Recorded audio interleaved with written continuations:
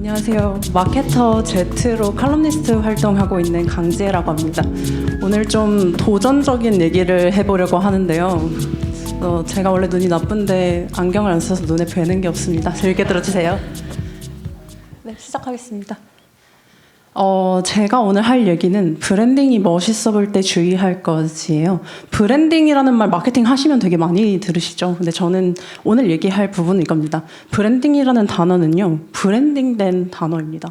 무슨 말이냐면 이런 얘기를 계속 할 거예요. 도대체 브랜딩이 뭐냐. 그래서 브랜딩은 감성이고 마케팅은 실적이다.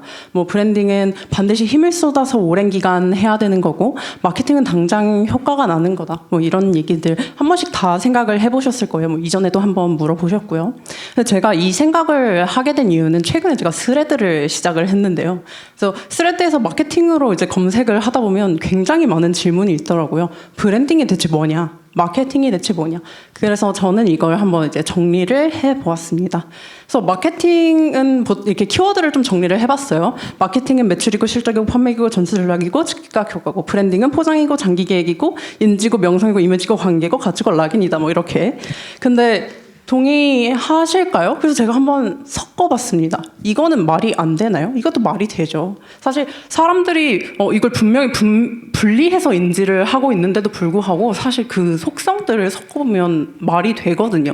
그런데 왜 말이 될까요? 그래서 이거는 언어적으로 사실 풀어보면 알 수 있는 사실인데요. 마케팅은 단순히 정말 마켓에 올리는 모든 행위를 의미하고, 그리고 브랜딩은 상품을 브랜드화하는 모든 행위를 의미한다고 생각합니다.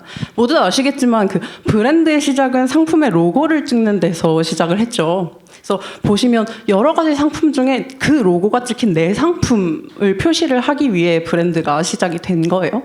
그래서 이제 상품을 브랜드한다는 거는 상품의 로고를 찍고, 그리고 브랜드를 기억시키고 그 내 브랜드를 고르게 하는 이제 어떤 일련의 활동인데요. 그러면 이 브랜드화를 대체 왜 하는 걸까요? 브랜딩을.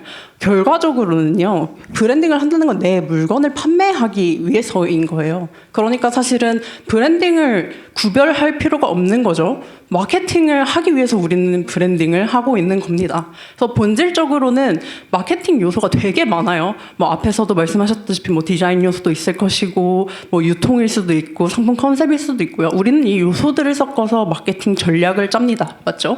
그리고 브랜드 전략은요, 그 브랜딩이라고 우리가 부르는 건 브랜드 인지 전략처럼 요소들을 섞어서 그냥 전략을 짜는 겁니다. 그러니까 말하자면 우리는 브랜딩이라고 표현을 하고 있지만 사실은 브랜드 인지 전략이라고 부르는 게 더 정확한 표현인 거죠.